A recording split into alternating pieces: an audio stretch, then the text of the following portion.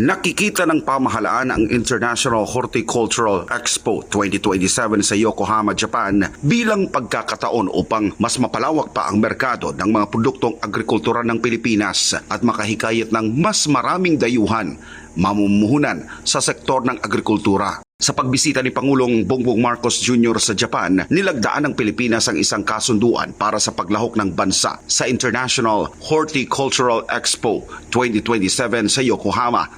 Ayon kay Agriculture Secretary Francisco Chu Laurel Jr., higit pa sa isang eksibisyon ang paglahok ng Pilipinas dahil isa rin itong pagdiriwang ng pagkakaibigan, inobasyon at kooperasyon sa agrikultura sa pagitan ng Pilipinas at Japan. Target ng Pilipinas na higit pang mapalawak ang pag-export ng saging, mangga, pinya, nyog, kape, kakao, durian, avocado at iba pang high-value crops sa Japan na isa sa pinakamalaking importer ng pagkain sa buong mundo. Sa ilalim ng temang Bukas, Gardens of the Bayanihan Spirit, ipapakita rin ng Pilipinas ang kultura, biodiversity at mga makabagong teknolohiya sa agrikultura sa Expo na gaganapin mula Marso hanggang Setyembre taong 2027. Para sa Diyos at sa Pilipinas, kung mahal nag-uulat Paul Montebon, SMNI News.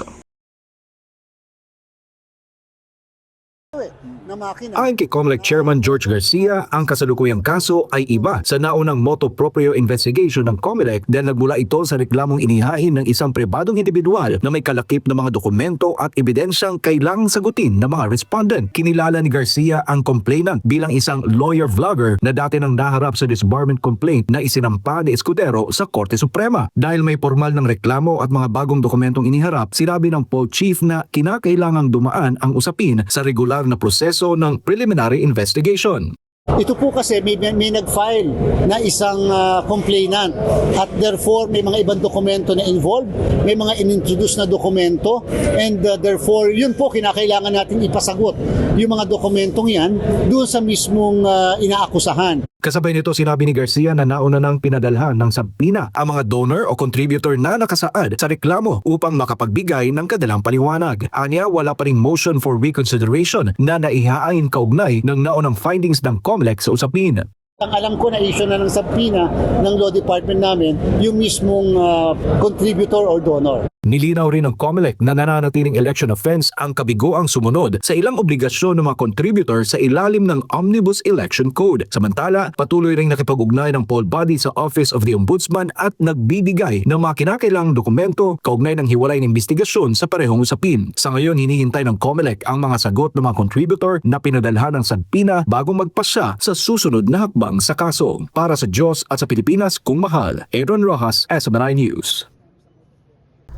Sa gitna ng patuloy na tensyon sa West Philippine Sea at mga hamon sa seguridad sa Indo-Pacific, nagkaroon ng pag-uusap sa telepono sina Pangulong Ferdinand Marcos Jr. at U.S. Secretary of State Marco Rubio. Ayon kay Palace Press Officer Undersecretary Claire Castro, tinalakay ng dalawang opisyal ang mga usaping may direktang epekto sa ekonomiya at pambansang seguridad ng bansa. Kabilang dito ang Information Technology, Business Process Management, Enerhiya, Oil Supply at iba pang larangang may kinalaman sa ugnayang pangkalakalan ng Pilipinas at Estados Unidos. Sa naging pag-uusap sa telepono sa pagitan ng U.S. Secretary of State Marco Rubio at yung Pangulong Ferdinand R. Marcos Jr., tinalakay ang mahalagang usaping pang-ekonomiya, partikular ang Information Technology Business Process Management, usaping enerhiya o oil supply, usaping pang-ekonomiya at pang-seguridad na may kinalaman sa patuloy na ugnayan ng dalawang bansa. Ngunit higit sa kapansin-pansin, naging pagtutok ng dalawang panig sa usapin ng kapayapaan at seguridad sa rehiyon, particular sa West Philippine Sea. Ayon sa palasyo, kapwa kinikilala ng Pilipinas at Estados Unidos ang pangailangang mapanatili ang katatagan sa rehiyon at maiwasan na anumang hakbang na maaring magpalala ng tensyon sa pinag-aagawang karagatan. Sa kanilang pag-uusap, binigyan diin ang kahalagahan ng kapayapaan at seguridad sa rehiyon, partikular sa West Philippine Sea, kung saan kapwa kinikilala ang pangangailangang itaguyod ang katatagan at maiwasan ang mga tensyon sa rehiyon. Tinalakay rin ang mga susunod na hakbang upang higit pang mapalakas ang kooperasyon ng dalawang bansa sa usaping pangseguridad at pangdepensa. Ani Castro, bahagi ito ng patuloy na pagpapatibay ng alyansa ng Pilipinas at Estados Unidos. Tinalakay rin ng dalawang panig ang mga hakbang upang higit pangpalakasin ang kooperasyon para sa kapayapaan at seguridad sa lugar. Binigyan diin ang lakas ng ugnayang Pilipinas at Estados Unidos na nag-uugat sa 80 years na diplomatic relations at 75 years as allies as of 2026. Ang pahayag na ito ay sumasailalim sa patuloy na pagpapatibay ng alyansa ng Pilipinas at Estados Unidos at sa magkatuwang na adhikain ng dalawang bansa para sa kapayapaan, kaunlaran at katatagan sa rehiyon. Naganap ang pag-uusap sa panahong patuloy na binabantayan ng Pilipinas ang mga kaganapan sa West Philippine Sea, habang pinapalalim naman ng Maynila at Washington ang kanilang kooperasyon sa usaping seguridad, ekonomiya at katatagan sa rehiyon. Para sa Diyos at Pilipinas kumahal, ito si Hannah Jane Sancho, SMNI News. Magkakaroon ng malakihang rollback sa presyo ng mga produktong petrolyo ngayong linggo. Ayon sa Department of Energy o DOE, bababa ng 4 na piso at 76 na sentimo ang kada litro ng gasolina, 9 na piso at 26 na sentimo ang kada litro ng diesel, habang 10 piso at 86 na sentimo naman ang ibabawas sa kada litro ng kerosene. Ayon kay Energy Secretary Sharon Garin, ilang kumpanya ng langis ang nagpatupad na ng advance rollback bago pa man ang opisyal na price adjustment.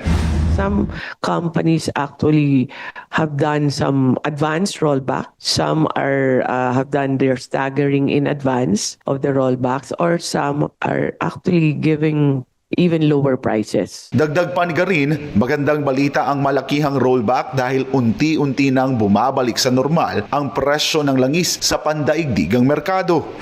This is a good news. Good news because we're going closer to the pre-war prices. Pre-war was around 60 pesos, 50 to 60 pesos, and now we're getting closer and closer to this amount. Umaasa ang DOE na mananatiling matatag ang presyo ng langis kung hindi na magkakaroon ng panibagong tensyon o kaguluhan sa gitnang silangan, partikular na may kinalaman sa Iran, Israel at Estados Unidos. Samantala, tiniyak ng ahensya na sapat ang supply ng produktong petrolyo sa bansa.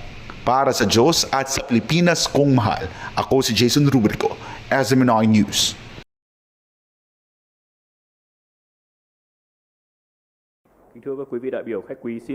Nagkaisa ng paninindigan ng Pilipinas at Vietnam sa harap ng mga hamon sa South China Sea matapos ang opisyal na pagpapatibay ng relasyon ng dalawang bansa sa isang enhanced strategic partnership. Sa bilateral meeting ni Pangulong Ferdinand Marcos Jr. at President To Lam nitong Hunyo 1, binigyan diin ng dalawang lider na kapwa sila claimant states na may isang mithiin, ang mapanatili ang kalayaan sa paglalayag at paglipad sa pinagtatalo ng teritoryo. Bilang bahagi ng kanilang mas pinalakas na ugnayan, nilagdaan ang renewal ng 2010 Memorandum of Agreement on Defense Cooperation. Layo nitong paigtingin ang joint capabilities ng dalawang bansa sa maritime security at military education. Nanindigan din ang dalawang bansa na dapat idaan sa mapayapang paraan ang anumang dispute na nakasandig sa international law, partikular na sa 1982 UNCLOS at ang 2016 South China Sea Arbitral Award. As fellow claimant states, we reaffirm that maintaining peace, stability, and the freedom of navigation and overflight in the South China Sea remains non-negotiable. We stand resolute in our commitment to the peaceful resolution of disputes grounded firmly in international law. Maliban sa teritoryo, nagkasundo rin ang dalawang lider na maging kasangga laban sa mga cross-border threats tulad ng internet fraud at human trafficking gamit ang intel sharing. Target din ng dalawang bansa na palakasin ang ekonomiya at itaas ang trade exchange ng higit sa 10 bilyong dolyar. Kasado na rin ang mga kasunduan sa digital transformation, turismo para sa 2026 hanggang 2029 at pagtutulungan sa agrikultura para matiyak ang food security ng dalawang bansa. Ayon kay Marcos, ang pagkakaisang ito ang magsisilbing pundasyon ng katatagan at kapayapaan sa buong ASEAN at Indo-Pacific region. Para sa Diyos at sa Pilipinas kong mahal, ito si Ino Mortel, SMNI News.